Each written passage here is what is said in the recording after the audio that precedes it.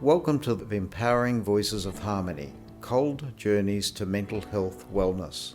Before we begin, we would like to acknowledge the traditional custodians of the land on which we work. We pay our respects to elders, past and present, and we extend that respect to any Aboriginal and Torres Strait Islander peoples tuning in today. A disclaimer that this podcast is intended for educational purposes only and should not be relied on as personal advice. Always seek the guidance of your doctor, psychologist, or other qualified health professionals regarding your physical and/or mental health. If you're experiencing a crisis, call 000 or Lifeline on 13 11 14 for suicide prevention services. Lifeline also offers SMS service on 0477 13 11 14. To learn more about Mental Health Foundation Australia, visit our website at mhfa.org.au. You can also follow us for updates on Instagram, Twitter or Facebook. You can also call us at 1300 643 287 or email us at admin@mhfa.org.au. Hello everyone, my name is Jim Gooden, and in today's episode we'll be talking about a very special guest here with us today, Mr. Gary Culturally, here to talk with us about strength, hope, determination and the importance, quite literally, of moving forward no matter what the obstacle. A first-generation Armenian Australian, Gary Culturally is a well-known Armenian Australian community member, a loving father and a high school dropout turned successful law firm owner, and he is a businessman and entrepreneur. For those unaware, first-generation migrants refer to individuals born outside of Australia and individuals who have migrated to Australia. In Gary's case, he is an Armenian born in Turkey who migrated to Australia in 1974 with his family. In the case of first-generation Armenian migrants, since their first arrival in the 20th century, Armenian migrants have maintained a strong sense of cultural identity while integrating well into Australian society. They have established countless community centres, churches and schools to preserve their language, traditions, culture and heritage. Specifically in Melbourne, such Australian Armenian centres are as follows. St Mary's Armenian Apostolic Church, which also features a Sunday school, the Armenian Community Centre in Springvale, Brandon Park Soccer Club in Mulgrave, and the AGBU Melbourne Centre in Scoresby, which is a representative community organisation for the Armenian community. These community organisations and associations provide support and special connections and social connections and assist in the preservation of Armenian culture for the current and future generations to engage in and protect and promote. Organisations like the ANC, another community organisation, and the AGBU also play a role in maintaining ties with Armenia and supporting humanitarian efforts. Here in Australia, Armenians celebrate their religion, cultural heritage, traditions, language and experiences while contributing to the thriving, necessary multicultural fabric of Australian society. Now the gentleman, our esteemed guest sitting next to me. Hello, Gary. Hello, Jim. How are you? Yeah. Lovely to talk to you. Thank you, sir. It's wonderful to see you, and it's a special pleasure because I don't often have such a close friend to interview as I do here today. Thank you, Jim. Nice to be here. How are you feeling? Good, thank you. You enjoying the ambience of our little recording studio Definitely. here? Good. Definitely. I'm anxious to ask you some very pertinent questions.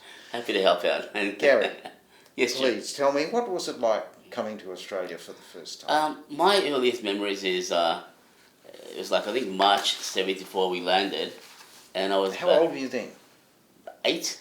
8. 8 or 9, something like that. I did. I was doing in Istanbul, Turkey. I was studying grade 3, and I'm pretty sure like we left half year of grade 3. We had just started learning French in that school that I went to. It was an Armenian private school in Istanbul, Turkey. So my memories were that we were just starting to learn French, and I had these memories with my mum, dad, sister. So there was like thing, and there was actually this memory that stuck in my head where my dad, myself, and my younger sister was sick at the time, who did unfortunately pass away in Australia later on. But we're walking down the beach, like the Esplanade, and my sister said that when we go to Australia, can we get a red car? There are no red cars in Turkey? Well, it was red car, but she wanted to get a red car in Australia. Australian red car. And it had to be a red car, and I gave it a promise. Unfortunately, after we arrived in '74, about 6 months later, my sister did die of an accident. Oh no! But I did keep my promise, and when I turned 19, I bought a red Commodore to sort of keep my pledge to my sister. That must have been a terrible. So it was just one of those unfortunate things that happened. But yeah, so my earliest memories were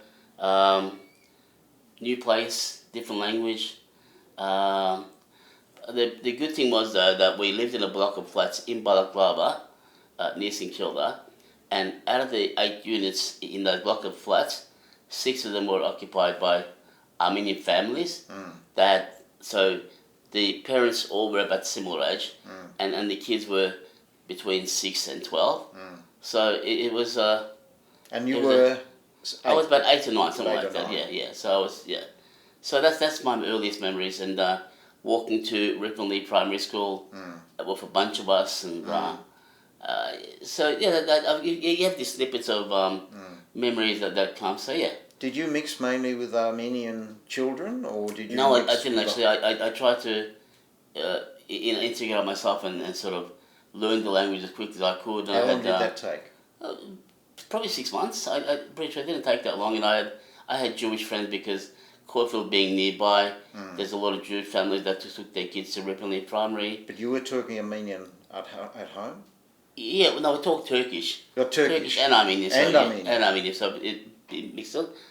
So look, I've always been interested in connecting, making connections, and making friendships, and not just sticking my comfort zone of say Armenians, but to sort of expand my friendship sort of thing. So I've always been different in that aspect. But I think probably the best thing is I've kept that balance of maintaining my heritage as such, sort of the Turkish and Armenian aspect. They're very similar cultures. Of course, there's a religion aspect that's different, but also to mix in with the wider Australian community. I've always had that from an early age, Jim. What sort of kid were you? Were you a good boy, or were you a little devil like you are now? Well, I think I always say to people, I like to sleep with angels and dance with devils, and I've always had that. I'm pretty good at playing both. I like that. That's good. But I think I was a bit of a nerd when my friends did PE in high school. Right. I used to go to the library and do a lot of reading. I think you weren't into sports. No, I think I was the only kid that sort of flunked PE. So I was. But you read instead. You really liked. I read, so that I think that helped me later in life because I have a big what's it called? Is it vocabulary? Is it so? But what do you call it, Jim? When you've read so much that you're sort of well informed, I guess. Yeah. You have a broad general knowledge. Broad general knowledge is quite what I'm looking for. Yeah. Yep. So that's me in that part aspect. Now, you didn't say whether you were a good kid or a little devil at times. I mean, because I know you mixed with the broader Australian community, but what were you like as a kid? Look, how did you see yourself anyway, and perhaps just looking back? How did I see myself? I wanted to be in business from an early age, but it was from that funny. Early? From 8? Yeah, from 11. No, well, probably like 9, 10. I started. I wanted to be involved. I want to be a businessman, entrepreneur. I wanted to be an entrepreneur, businessman. So wow. That really kicked in quite early. So I got my dad selling imitation jewellery from a very, very early age, about 11 or 12, in Swanston Street, in the city. So we'd sell Friday nights from 5 o'clock onwards till about 12. Saturday we'd go at like 7 o'clock, 7 a.m. till about 12 midnight. Also Sunday. And the banks would have their alcoves just off the footpath, and you set up your card tables. You put your like red velvet, what do you call it, cloth over it, and you put it all like, and it'd be good basically if they had this ring. It say it's pewter. You buy it for 50 cents, and it's off for $3.50. So the markets were a thing, and young people in those days in the city, they would congregate, and they would buy it because it's only $2, $3, $4, $5. Yeah. But the reality was that my dad used to earn at that time in 75, 76, $75 a week with overtime, but we would pull in $200-$300 profit on a weekend. So it's like 3 or 4 times his salary. 3 or 4 times his salary. And the funny thing is, I got to, because we spent a lot of time in the city, I made friends with the local police that would do the beat, but I also made friends with the Lebanese and Turkish youngsters who were involved in gangs like the Lebanese Tigers and Black Dragons and Little Dragons, and so they're really naughty boys, I guess, and that did help me later on in life when I went to high school and got bullied. Can I just say something? And this is about you, not about me. But I've just come back from Germany. Yeah. And the city that I was in Bremen, in northern Germany, has a river that flows through called the Weser. And every Saturday morning, there's what they call a Flohmarkt or flea market. The flea market, yeah. And guess who line the shores of the river along the wall, selling jewellery? Jewellery. All Turkish imitation people. jewellery? Yeah. Yeah, imitation. Imitation yeah. jewellery. Is this a cultural thing for Turks and Armenian people? Are they into jewellery? Because I actually have a jeweller friend. Who is Armenian. Okay, if you did a flow-charting of the Armenian community, you'd find that 60-70% of Armenians worldwide are jewelers or involved in some aspect of the jewelry industry.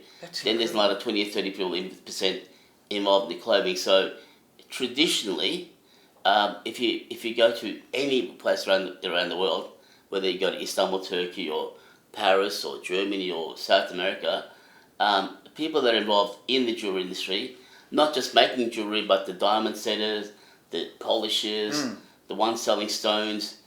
It's like a cultural thing. It's like an inbred thing. I was going to ask that. It's a cultural thing. It is a cultural thing. I think it's been brought about the fact that Armenians living in Turkey were not allowed to, back then, be involved in any part of the civic. So they could only be conscription soldiers, but not professional soldiers. They couldn't be a public servant. They couldn't even drive a garbage truck or be a garbologist as such. It was just the law sort of forbid them from being involved in things. So they basically had to pick a trade and get very good at it. And so yeah, but this is probably talking about over the years, hundreds of probably years that it's continued. It's different now, of course, but I think even up to like 75 or 1980, that was sort of the case. So Turkey, of course, has changed, and Armenians can run for parliament and do other things, but before 1980, they were basically restricted to trades. Sure. So yeah, that's how it comes like about. Jewish people were in. Like Europe. Jewish trade were in the shmata business and the clothing business, and we picked the thing. Okay. Clothing to some extent. Yeah. But jewelry to a bigger extent. So to get back to your family, Yes. I'm sorry for that little diversion, that's probably, but I really was interested in that. It's interesting, because, yeah. it is interesting. Yeah. Tell me about your mother, your father. What sort of people were they? My dad, unfortunately, has passed away last year. Yes. He has suffered for about 45 years as an invalid pensioner. He had a stroke. He had three strokes, actually. 3 strikes in the right type, but he still survived. First one was in 72 when in Turkey. I think on the left side, he was still completely paralysed. He recovered, and we came here in 74. In 79, just when things were going fantastic, we had the jewelry sort of thing in Swanston Street. 4 years of that, 2 years after my younger brother was born, my dad had a second stroke, and I had to jump in an ambulance and go to Alfred with him. That really affected him, and he didn't quite get over that. So how old were you? I was probably 14 or 15 or something like that. Yeah. So I was thrust into the the world of psychologists and physiotherapists and social workers Looking after you, and caring doctors, for your father. and it's quite traumatic. But again, I used Why it to...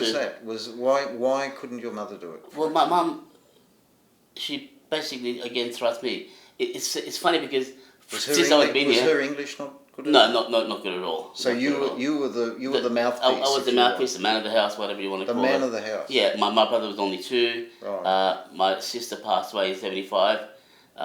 So yeah, and I remember waking up 2 or 3 a.m. in the morning, and Mum telling me your dad's paralysed and can't move, just like rigid like that.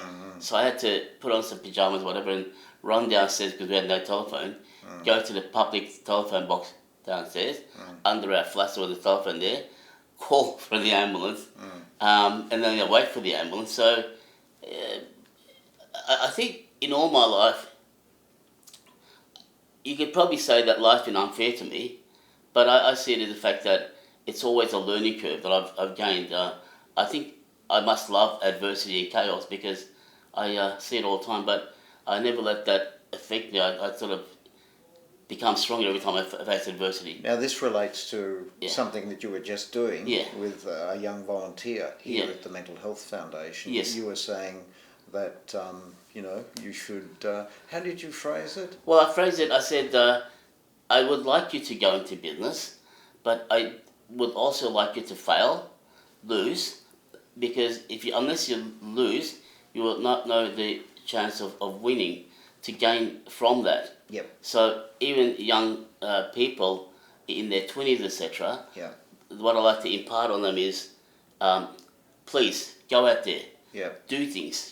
Don't be afraid. So you've really embraced that yourself as a life philosophy. No matter what I'm thrown, no matter what adversity Make the most of it. There's a lot of things you can learn if you look at it, if you analyse it, where you failed, so that hopefully you won't fail again. But unless you're prepared to lose or fail, you'll never know how to win. You see those as steps towards your own self-development. It's myself, And what I said to that young man too was, if you have $100, be prepared to risk and lose $20 of it, because you still have $80 and you can always move ahead and win later. But if you risk $80 with $100, well, if you do lose it, you're finished. So you sort of have a plan in a way. A plan, A plan for what you're going to do and how you're going to. Yeah, and nothing. I always tell youngsters is that I show them, say, a bottle of water, for example. I want to test their knowledge, and I say, what is this? And they say, water, bottle of water. I said, no, look carefully. It's more than that. And I get this weird look at me, and I said, no. Look, what is it? What am I showing you? Bottle of water. And I said, well, no. All the kids all around the world was giving the same answer. I want you to use your brain. Think about what I'm asking. So what I then say is simply, the question I'm asking you is, don't just take it for granted it's a bottle of water. We all know it's a bottle of water. But the question I'm asking you is, if it's plastic, put your mind to how plastic is made. Don't have to write $75-page thesis on the plating, but just think of how is plastic composed. If it's glass, how is glass composed? If it's water, what's the composition of water? Water does have a composition. So what I'm trying to say is, go deeper, not just look at things on the surface, but analyse it and look at it from all angles. So that's another thing that I want to impart on young people too. That I've learned as a lesson. So that's now. You have suffered some tragedies yourself, and with your family, as well as this beloved sister, and I know how much in our personal conversations that affected you. But your father, on top of the loss of your sister, your father's stroke, then the pressure of being the man of the house and the voice, if you like. That's a lot of pressure to put on a young guy, especially during adolescence. Well, the earliest the memory I have from my sister is I was probably between 9 and 10, and she was somewhere between 6 and 7. She was about 2 or 3 younger than me. And we had just arrived in Australia, I don't know, 6 to 8 months. It was under a year, I remember.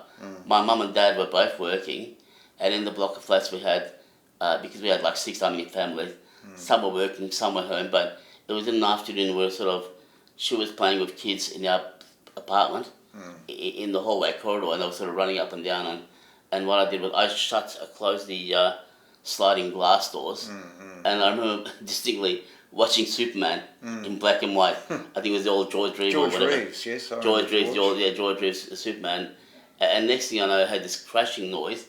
I see my sister must have fallen from the hallway into the living room through the glass, because there was glass sliding doors, and she fell and she got up, and I could see all blood pouring down her neck. Yes. And then she went back again, and in that period she must have Yes. cut the jugular. And, yeah. So I also had blood on me, so I just didn't know what to do. So I ran out. I said help, and there was some of the men in our block of flats that were home. Yeah. So I don't think we even knew about calling an ambulance. So they got their vehicle and wrapped her in a blanket and rushed to the hospital. And I think halfway there to Alfred, they did see an ambulance, stopped it, and she got there. And I must have been covered in blood like most of the day. I went to hospital, learnt the bad news, and the first thing, like as a child, I say is, "Oh my God! Like we made these clay pizza pieces by clay at primary school. She's not gonna see the completed works. Like that went through your mind. That went through my mind. That we just did the clay things today, and she's not gonna see it. And then when we came back later on during the day back home, people then realised that I had blood on me, and they said, "For God's sake, take this kid, give him a bath because he's got his sister's blood on his legs and whatever." And you must have been in shock. I guess so, Jim. But But you don't recall. it's just that I remember these little snippets. Yeah. Little snippets, and there's probably more to that, but that's all I remember. I do remember also being interviewed by the police, and it was also traumatic. But yes, like it was an accident. Like I shouldn't have closed the doors, but I did. I didn't. I'm on the trial, so I closed the doors, and had the doors been opened, she may have. May have. So it's one of those things in life, and then so that was in before 75, 74 or 75, right in that range. 77, my younger brother was born. Now, had my sister been alive, my brother may not have been born. So I've got a brother who's 12 years younger than me. And then 79, when my dad had his massive stroke, and really spent 45 years at home as an invalid pensioner, when my mum pretty much looked after him. Yeah, at home. But you did all the interaction. I did all the interaction. So, look... How did you cope with all this? I mean, do you think it's innate in you? Do you think you're born this way? Or do you think, nature, your upbringing, your Armenian heritage, was there something... Probably a lot of things, Jim. I don't know. You can't pin it down. Yeah, I can't pin it down. I can't say, that is why I'm here. And mind you, though, I do... you probably could say that maybe 10% of the time, I do lose my cool, and I go hide in my shell as a cancer, as a crab. And I do go into various degrees of depression or sadness or whatever. But I think the key part of it is that it doesn't take long, and 90% of the time I'm back to being Superman, immortal and unbreakable and invincible and things like that. There's nobody that doesn't experience some kind of lows. So there is a kind of lows. Yeah. That I do go into. I'm only human. But the great thing is that I'm able to jump back. But you never dwell on it. You never dwell on it. No, you don't focus that and let it. No. Take. It's there. I live it. That period is and I guess I'm human, so I sort of experience it. But then then bang. Do you ever get flashbacks to the trauma of the event, or some of those? I've learned for some reason that I can compartmentalize. So if I've got 100 tasks, I'll bring out that task, deal with it, bang, gets filed away, move on to the next task. Yeah. And that's in that in the filing cabinet. So I don't dwell on it. And I sort of feel that everything that I've lived through just makes you stronger, makes you better. And I try to use that knowledge to help others that haven't been through or just experiencing trauma or pain or loss. And as a mental health ambassador. As a mental health ambassador, that I could sort of give them faith, hope, charity, strength, resilience. You reeled those off very well. Well, I've got a lot of experience. Yeah. So, after after these terrible early events, Yeah. we're at about 14, I Yeah. guess, and your father's second stroke, Yes. and then he had a third stroke. His first stroke was in the 80s sometime. I can't. Probably 86, something like that. Oh, In so that it was range. quite a while. Quite a while. So. And then he recovered from that. Yeah, he recovered from that, and like he was able to, in all those things, being able to like have a walking frame or walking stick. He couldn't work as such, but like he looked after himself. He was able to have his own shower, put his own clothes, have his own meals. And my dad was probably the most happy, positive person you would ever meet. Okay, Like so, he never, so he it's never. a family Family character that he would never say, "Look, why am I like this?" He'd look on the bright side of life, and like his son. like his son. Yeah. So yeah, I think I probably picked it up from him. Like if you met him, for example, he'd have the biggest smile, and want you to buy you coffee and have a share of coffee with you. He loved things like that. To I believe his grandson's very much that way too. that way He's too. always Yes, got a big smile on his face too. I think it's a family trait. Yeah. What's his name, your grandson? Matthew. Matthew. Yeah. Lovely young man, I believe. He's a lovely young man. Yeah, very proud of him. Great filmmaker too, I believe. Also, yes. He's striving out into the film industry and making an international mark for himself. Well, he has. I've been told that great directors have their own world. They have their vision, and I've been told that he has his own vision, his own world, and he's able to articulate his world onto us. So these films always have a message, and it also has a great bunch of people working with him. Because one man, can't do everything, but he has the vision, he has the creativity, and there's always the message, whether it's surrealism, whether it's something else. And he's very interested, of course, in multicultural and mental health issues. Fantastic. I think it's an area that is not greatly explored, but I think people who have disability or multicultural community or the Aboriginal First Nation community, everyone has a story to tell. But I think he believes that those stories don't get told or don't get aired. Right. So he's got a specific thing. That's the drive. That's the drive to, show those stories that people have. History's made up of great stories, isn't it? It's a great story, yeah. So that's what he's pursuing. So we'll come back to you. After all of this, you then struggled with health issues. Is that the chronology, or what happened? Dad had the stroke in '79. I was about 14, but at 15, because I was the man of the house, I went to a trade fair at the Hilton as a 15-year-old tiny little guy, and I imported Rubik's cubes. At the time, because there was a big Rubik's cube craze. I remember I imported 1,000 at $1.14 landed, and when there was the school holidays, term holidays one day, I got my friend, we went to Burke Street, set up our tables, and I sold the 1,000 over a 2-week period at $7 each. Okay. So you're doing what your father taught you to do. Yeah. So that was it. Then I imported flick combs, not the knives, but flick combs, pens with these sort of things on it, and I sold it at school and sold it at Swanston Street.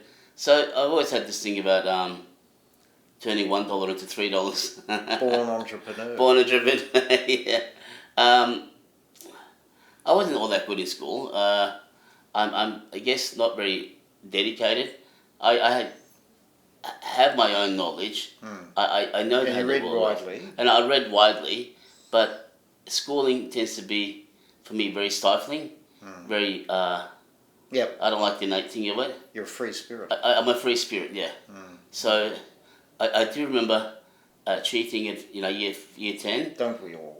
Yeah, no. I actually got the copy of the exam paper. Oh, that's better. Yeah, so I got the copy of the exam paper. Got someone to go to the library, copy it, and distribute it to my friends. Did you pay for the copy? No. Was this a business transaction? It wasn't a business transaction. No, I didn't sell it. No, but we all passed. We all, everyone in the classroom, immediately went from like C's and D's to B's and A's and B1, and eventually couldn't really pinpoint how on earth like this. Well, I've got a class of geniuses. Yeah, how is class? Teacher giving themselves a pat on the back. Yeah, the teacher was like really rapt about himself. Didn't quite know how it happened, but and then there was instances because of my involvement with not involvement, being a friendship with the tough guys of Melbourne at that time. Yeah, I think you've got an interesting story. So there's one interesting story. Well, there's many, but maybe I might share another one.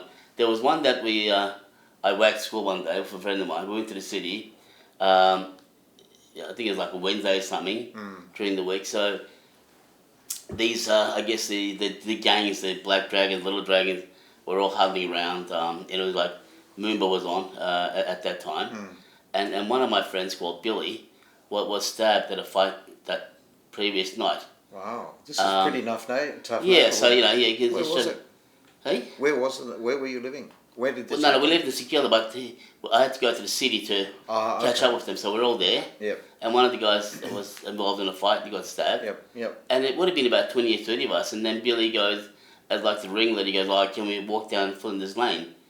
Leaving Time Zone and McDonald's on Swanston and Flinders Lane, and walking down. So we're walking down, and halfway down the street, Billy and another kid went to a telephone booth, and they made a call, and they came, smiling and stuff. So we don't know what it was, just a call. So we went down Flinders Lane, and there was Scots Girls College or something like that at that time over there. And then he says, "Oh, I'm waiting to see my girlfriend, whatever her name is." But people were outside the building, like there was no one in the building, they were outside, there's police there, and I couldn't work out what happened. And then, I'm counting the windows of the next building, but apparently he called and made a bomb threat, right, to see his girlfriend, but she wasn't at school that day, she was home, so he... I don't know whether he's a romantic or a terrorist. I don't know. No, but that was his way of trying to see his girlfriend. He thought that his girlfriend went to school that day, but she wasn't. So he made a bomb threat to see her, but she wasn't at school. Oh, well, you've got to give him A for trying. That's right. Yeah, romantic. So, because being involved in the gang, the police knew him. So they started walking towards us, and he goes to me, "Run." I go, "Why am I running?" He said, "Just run." And you don't like running? I don't like running, no. So we're running, but the police caught us and put us in the DB van. We ended up at Flinders Street. How old were you? 15, 16. Oh, God. Probably 16. So I got arrested. I got taken to, and then he said I was in a room for a big burly policeman, and I'm tiny, and then you had to get, read something, like there's a bomb in the building. I can listen to it, so, and bomb, so, and they said, they're trying to figure out who made it. Yeah. But I cooperated, and it actually wasn't my voice, so they said, all right. But this Billy character wouldn't say it. And he caused so much racket, they said, okay, just go, there's been no bomb, nothing's on us. So that was one of the things I remember. Another one was I got picked on in year 10 at high school. And I said to the guys, please, don't pick on me. You're the wrong last person you want to pick on. I don't want to fight. Yeah, I don't want to fight you, but I'll So I went to the city, picked up a few of my friends, brought them back to the high school during lunch. And these are big Armenian boys, I take it. No, they're Egyptian and Turkish guys. Oh, okay. But as I described earlier, big burly guys with cut t-shirts and big heads and no necks and... Not much brain either. Don't say that, they might still be around. They might still be around, yeah. So we followed the gang to 7-Eleven. He cornered them, and there was a guy called the Egyptian Joe. He just simply got the Slurpee out of the young kid's hand. They're only year 10, year 11 kids. Got the Slurpee, opened the back of his t-shirt, poured it down there, rubbed it, and said, "Just leave Gary alone." That was that was it. That was it. There was nothing else to be said. And that was awesome because no one in high school ever picked on you again. Never picked on me again, no. So Gary's a kind of a negotiator. Negotiator, even at that stage, Yes. you know who to keep close. And you're influencing certain things. Yeah. So do you think you developed those skills because of the problems that you had, all the issues, or do you think that's just your nature? I think made you flexible in your thinking, It might be, yeah. Look, I just, what I say is, I find that sometimes people have gone to study at a university, etc. I'm not saying all of them, but classical training, I find, in my opinion, to some people, that puts blinkers on people. They have to see things in a certain way. Okay. Because school teaches them to, like that. Because I haven't to be blinkered. look, I'm not, again, I can't say everybody's blinking. No, this is your opinion. It's just my opinion. Yeah. Somehow, I find that they're really restricted in their thing. But because I haven't done that, there is no, you know, is my sort of view is virtually 360 degrees. You're right. Because there's no finish zero starts there, or, you know, John Adams said this and we must go by that or something. Like, so, yeah, it's give me...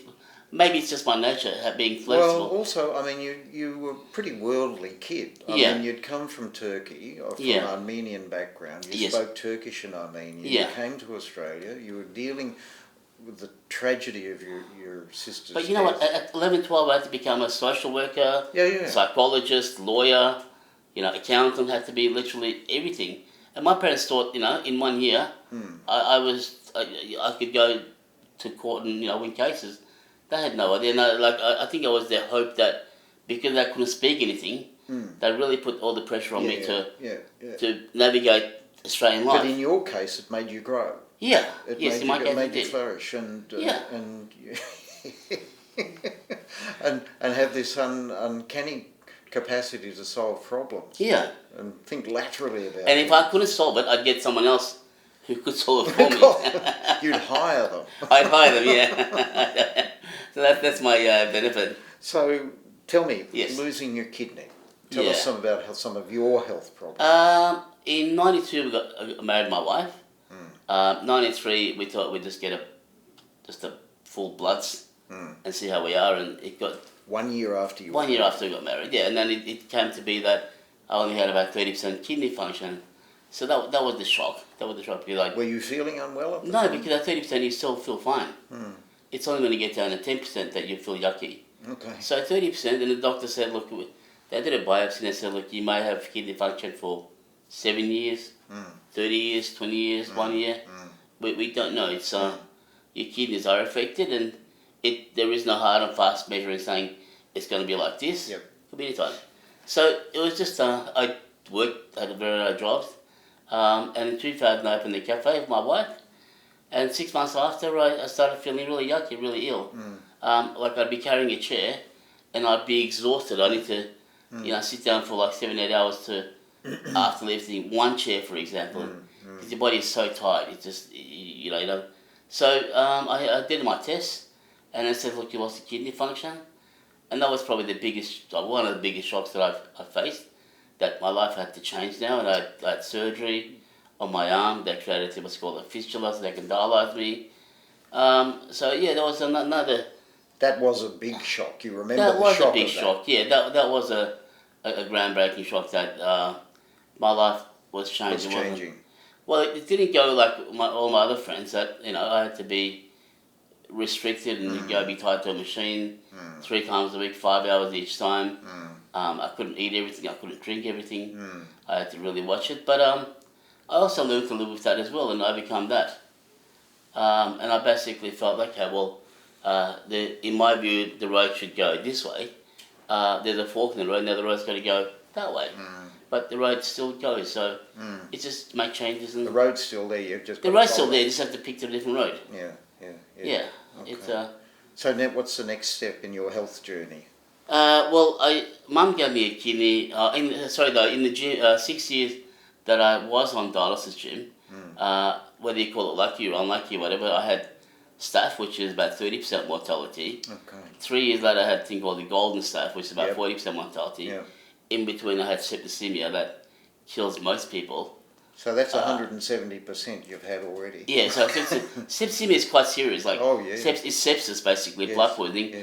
And I was told that I had about 3-4 hours, like, literally left to live. Like, I was right at the end that, the doctor, I had a thing called the central line in my chest that got infected, and it was moving towards my heart. I got to hospital at, say, 12 midnight.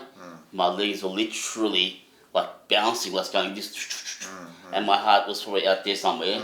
My temperature was rising, blood pressure was dropping, everything was like cuckoo.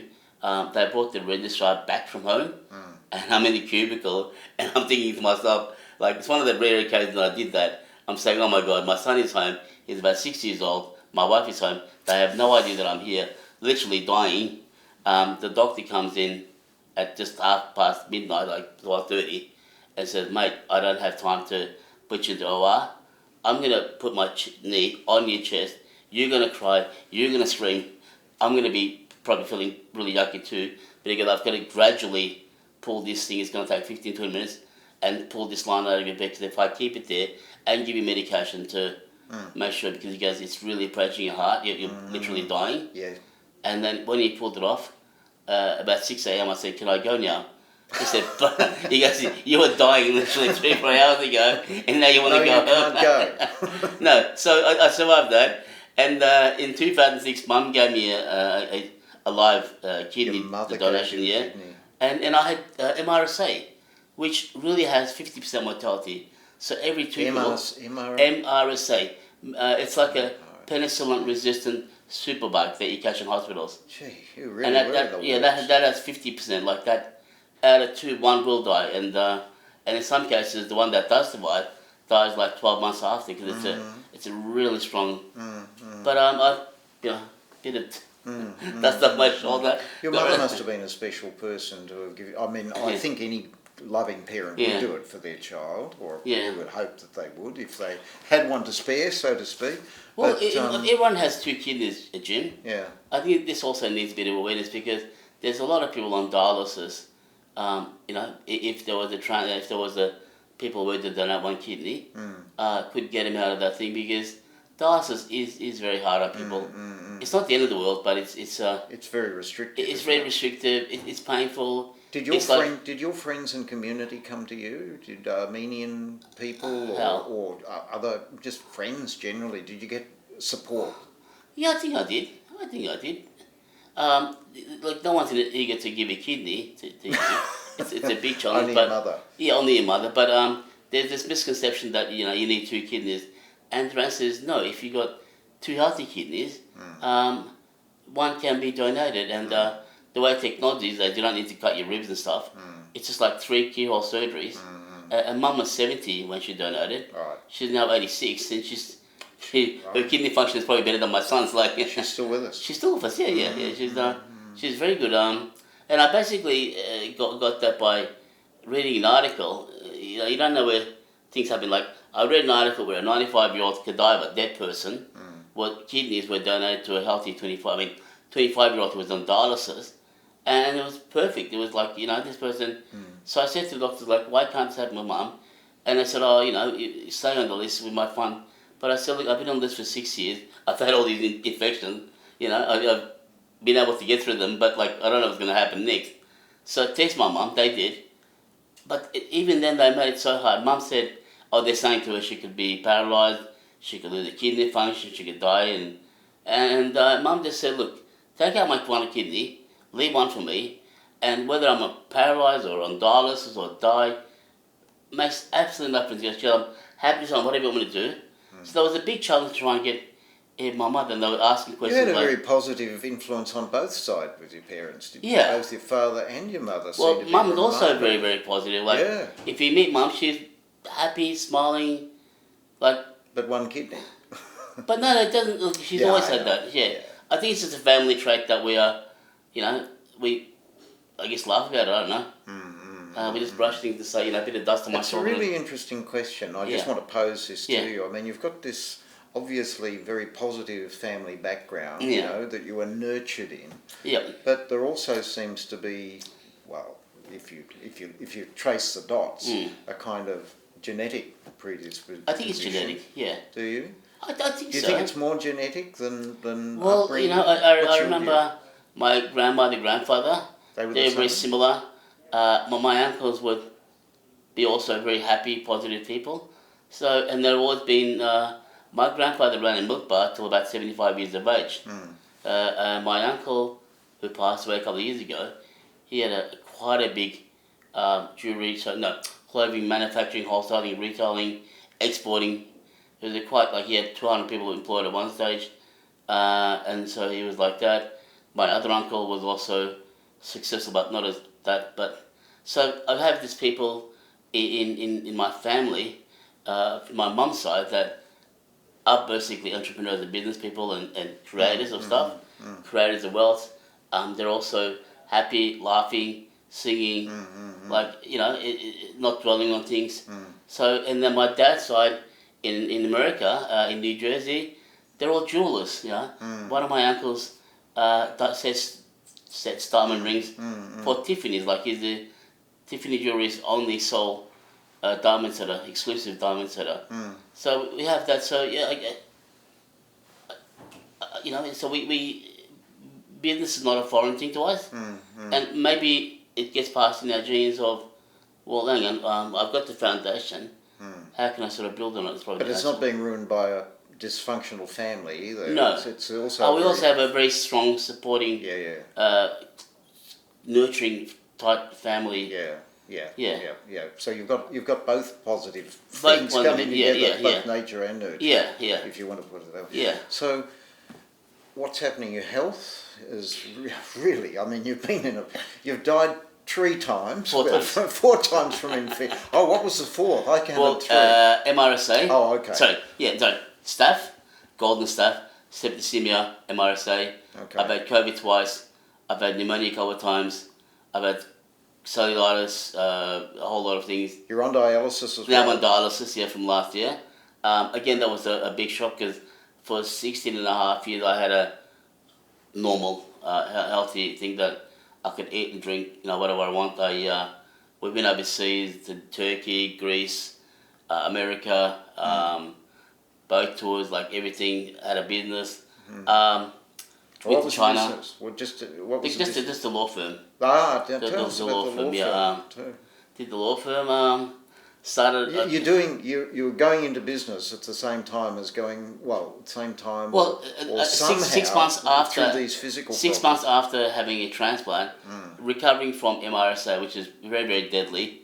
I had a hematoma in the right side, which is also quite yucky. Because they give you immunosuppressants, the body can't heal. And if they don't give you immunosuppressants, you lose a kidney. So it was a quite, it took about 3 or 4 months to put all these track. I was lucky that I met a doctor who said to me, I'm either going to kill you or make you better. And he really gave me these experimental drugs, and I was scared he was going to kill me, but he made me better. Yeah. Oh, I think I can also say one thing. There was a doctor that was treating me, a nephrologist, and at one stage I really fell in the dumps, I was scared if I move like this, will the kidney drop? If I take a step, will the kidney drop? What's holding the kidney?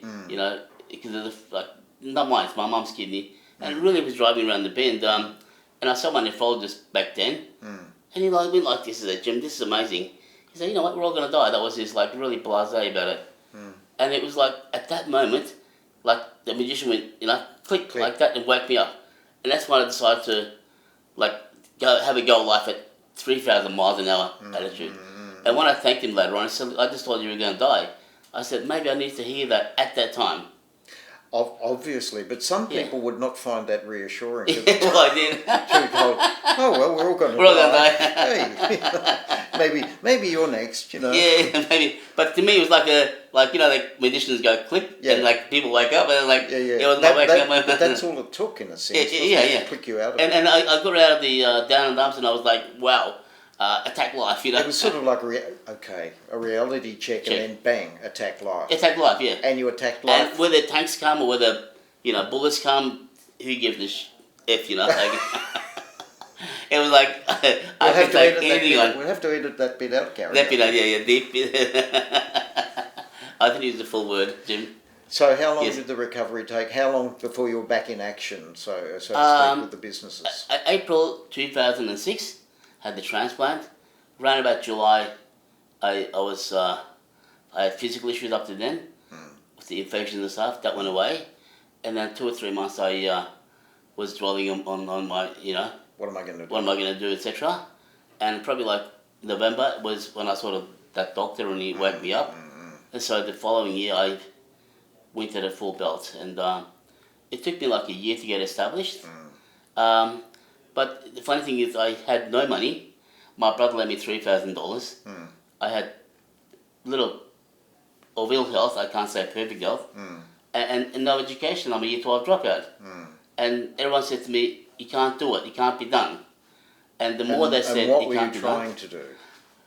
All right, I had a business plan where there's a thing called third-party motor vehicle recovery, where if you have a car accident and you're not at fault, you simply recover your costs from the at-fault party. So you need a law firm to do that. Because I had I had the business idea, the strategy. I had to get a friend of mine who was a lawyer, qualified lawyer, and team up with him because he had the legal nuance, but I had the ability to chase and get the antler and put my claws into the antler and bite the antler and to achieve and kill. I mean, to succeed. I had that hunger. Okay. Yeah, I had the hunger. He had the knowledge, and when we got together, it was an awesome combination. Dynamic duo. Yeah, combination. Yeah. Knowledge versus together with. Yeah, your business entrepreneurial. Yeah, skills. my business entrepreneurial skills, and so I basically figured that when you have a car accident, you don't have to. When you're not at fault, you don't need to go through your insurance, and insurance companies basically control the show. They control the cost. So if you're a panel beater, they'll say to you, "Look, we'll give you $40 an hour to repair that person's car." Well, in fact, it's going to cost you $25 to repair the car. You're making very little money. But the law says that you're allowed to get charged $100, $120 as a commercial rate. So insurance companies do have this game sort of fixed up, but I guess because of their size they can. But my thing was, if you're not at fault, we can actually, in our law firm, not me of course, I'm not the lawyer, but our lawyers and legal staff can act for you. Contact the at-fault party. Most people are insured. At least they have one side. So they'll say, "Look, leave me alone. Yes, I hit your client. I am at fault, but I'm insured and see my insurance company." So it's called third-party recovery. I take it this strategy was successful. Very successful, and in 14 years we chalked up about 30,000 cases, and with a 99.95% success win rate, and made a lot of customers happy.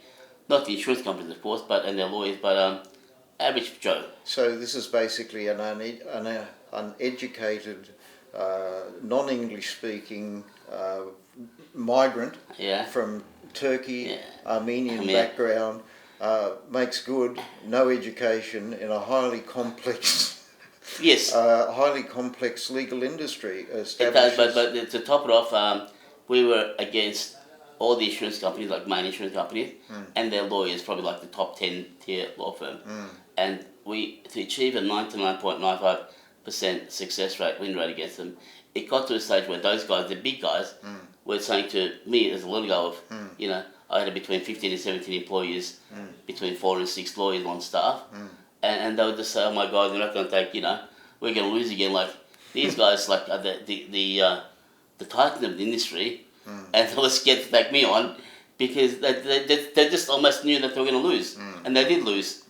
It's just the way how I saw it. In my opinion, there was no option B. There was an option A: go, kill, destroy, and then come back.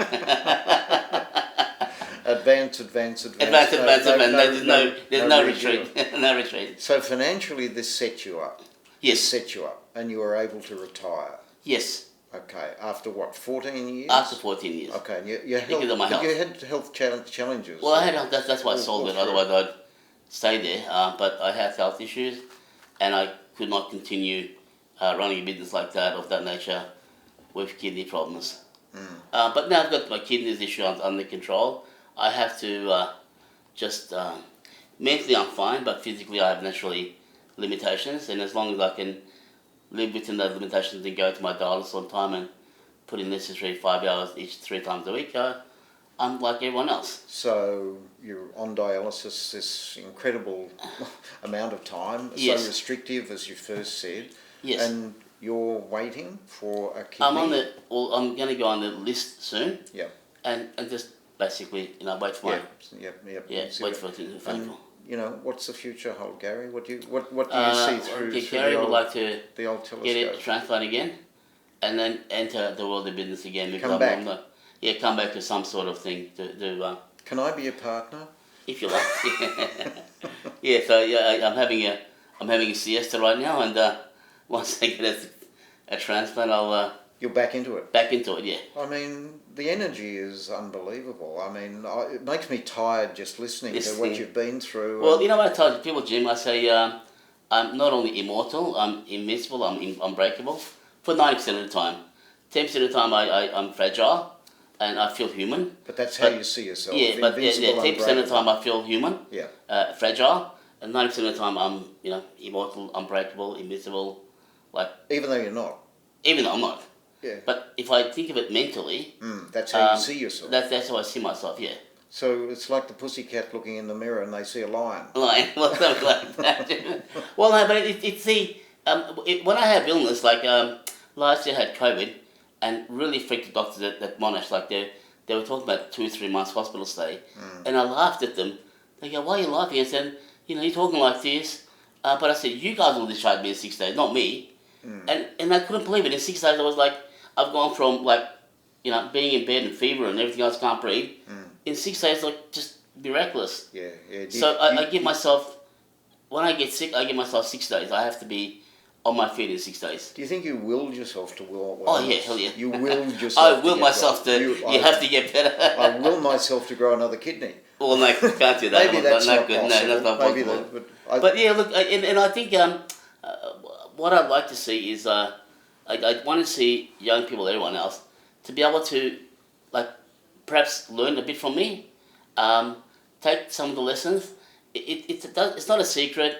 I am an ordinary person. You look at me and I'm nothing different. It's just my willpower. It tells me to don't give up.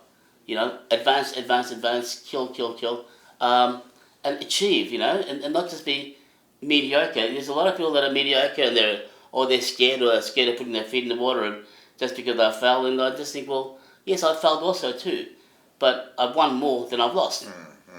I've won more than lost. So I just want to see. Yes, some people are suffering with mental illness, and there are times in my life where I have my own black dogs sort of following me. Well, if anyone had reasonable cause to suffer from a mental illness, with all these tragedies that you experience, it's an almost impossible story in a sense. I mean, if I was to tell somebody, relate what you've just told me, and I know this is true because I know you and we know your medical history, etc.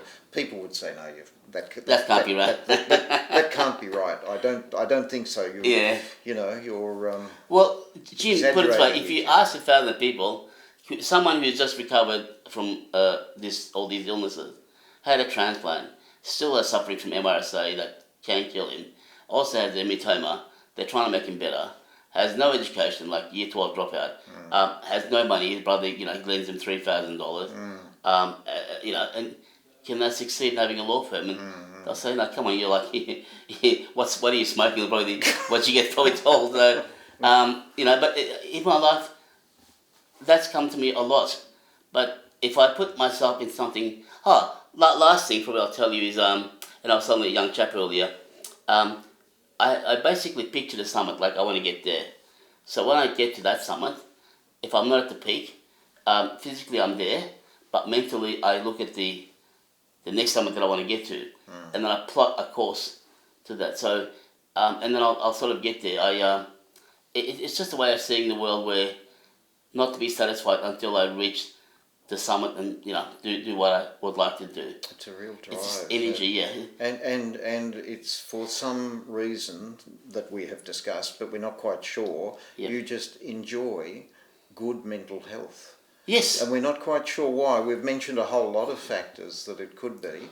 Well, another thing is, it's very hard to describe, but mental like that. But there's also some sort of like a battery here in my chest that sort of pushes me. Gives me the an ever-ready bunny. Yeah. So the ever-ready bunny battery. Look, it comes from within. Yeah. It comes from. How do you push it out? I don't know. It's just seeing how looking at the world and seeing it in a different light, I guess. Gary, yes, that is a really good note to end on. Yeah. Because we've probably spoken for longer than we anticipated. We anticipated. Yes. But it's always such a pleasure to talk to you because your story is so remarkable and literally death-defying. If I can use that term. That word, yeah. And it needs to be heard. You want to tell me something? One more thing. Okay. I've probably been there twice. He doesn't want me and he sends me back down. He sends you back down. And I've probably been there 2 or 3 times.